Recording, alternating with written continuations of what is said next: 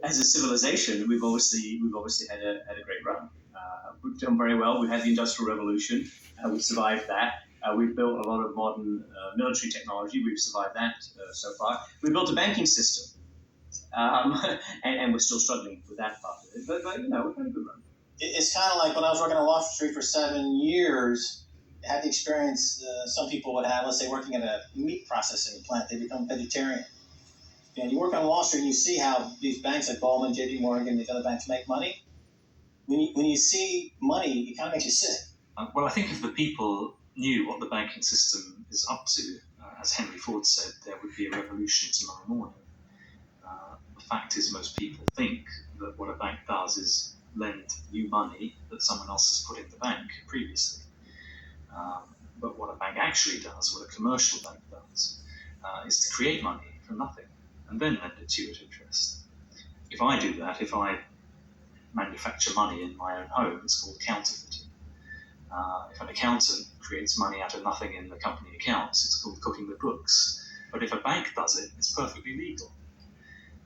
And so long as you allow fraud to be legalized, then all kinds of problems are going to pop up in the economic systems you can't do anything about.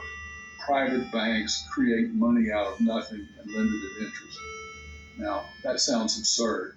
When I teach sophomores, about money in banking and how banks, they never believe it. And so you have to go through it again and again. Yes, banks really do create money. They really do. Here's how it happens.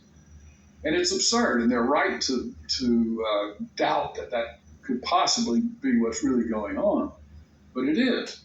Now, if the banking lobby is very strong, they're going to say, well, we don't want to change the system and make so much money out of it. What we have to do is, A, try and convince the people that it's their fault, that their wage claims are too high, and that's why we're having lots of inflation, or people are speculating on housing, that's why house prices are going up.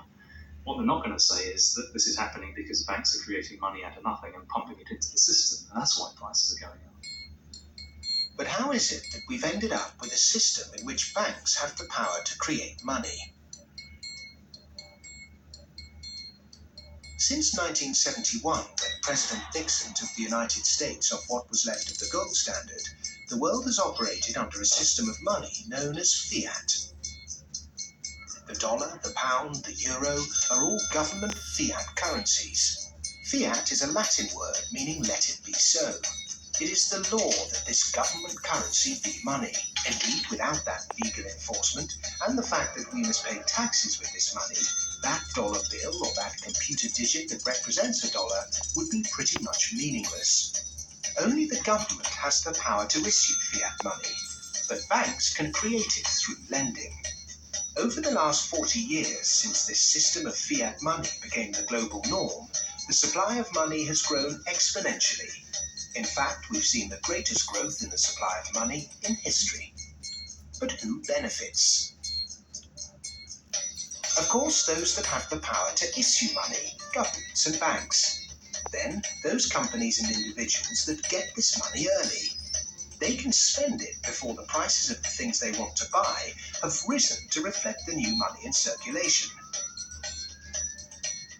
In other words, they get services, products, or assets cheap. But prices soon rise, so holders of assets such as houses or shares will then see gains without there necessarily being any improvements to the company or house in question. Often this can lead to speculative bubbles. But what about those at the bottom of the pyramid? Those on fixed wages or incomes, those who live in remote areas, or those with savings? By the time this newly created money has filtered down to them, the prices of the things they want to buy have increased. Their savings buy them less, however, and their wages remain largely unchanged. In some cases, they have to take on debt just to be able to afford the things they were previously able to buy, which means they have to go back to the banks. In reality, this process of creating money only redistributes wealth from the bottom to the top of the pyramid, and thus that ever-increasing gulf between rich and poor gets bigger and bigger and bigger. Well, when you get off the gold standard and you go into a fiat money currency, combined with a fractional reserve banking system, you end up compounding debt faster than you can ever possibly produce to support that debt. So eventually you're going to find yourself back into debt slavery. And that's what's happened in the U.S. For every dollar of GDP, for example, in the U.S., it also creates something like $5.50 worth of debt. Because this is what happens when our economy flips over and basically capsizes. And of course, the government solution now to address all the problems is basically to create more debt. You can never get enough of a currency that doesn't work. You can print it till kingdom comes, but you can't print wealth, and you can't get yourself out of debt by making more debt.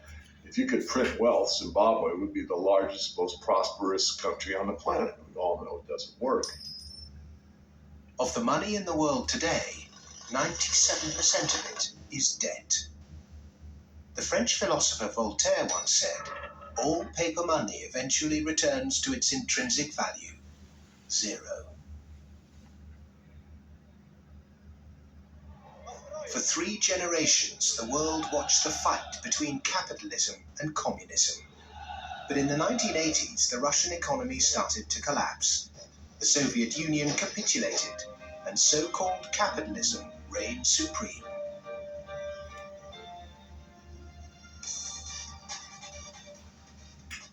Before 1989, we had a battle between communism and the market.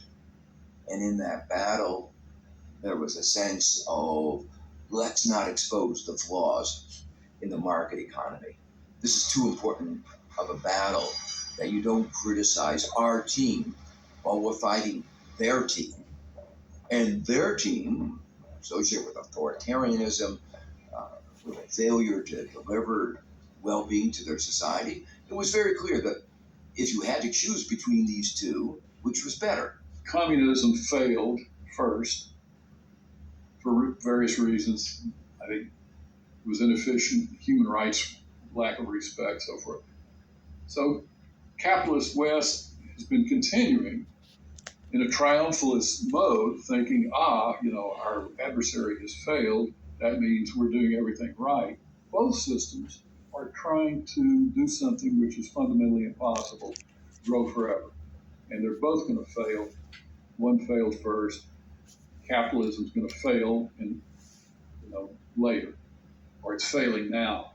America right now is in a very interesting position because in the past 200-300 years of its history, it's a culture and country that has almost always existed on the assumption that resources could be expanded. If there was a problem, you always try to deal with it by expanding the pie. Go west, young man. Make the pie bigger so that everyone's got a bigger piece. Now it's facing a world where possibly resources are beginning to be more constrained and where it's going to have to divide up that pie and inflict pain on people. And that's something which it is not well prepared for. How has the country moved so far from the intentions of its founding fathers? How has the American dream become so distorted? Over the last 30 or 40 years, capitalism has taken this extreme form. And a lot of it goes back to the economist Milton Friedman from the Chicago School and Ronald Reagan and Margaret Thatcher and others buying into these policies that really encourage people to take on huge amounts of debt, encourage privatization, smaller government supposedly, although bigger militaries, so actually the government spending goes up. Deregulation, getting rid of rules that govern the people who run our institutions, especially our corporations. It's as though we suddenly are supposed to believe that the human beings who sit at the top of corporations don't need to be regulated. They're some sort of gods. Milton Friedman, his protégés, the Chicago Boys, and the neoclassical ideology beat the classical approach to economics and became the framework for what we today call capitalism.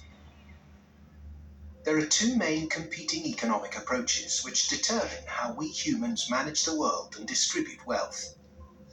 These are the classical and neoclassical schools. The classical school favours less government interference, more personal autonomy, and recognises that humans cannot function without natural resources. The neoclassical school, which has a more dismissive view of natural resources, thinks government should rule the economy, solve social problems, and leave the free market to look after the distribution of wealth. The neoclassical school emerged around 100 years ago due to vested interests' desire to protect their assets. This meant that neoclassical mathematical models and assumptions were divorced from reality. They're based on what ought to be, instead of the classical models which are based on what actually is.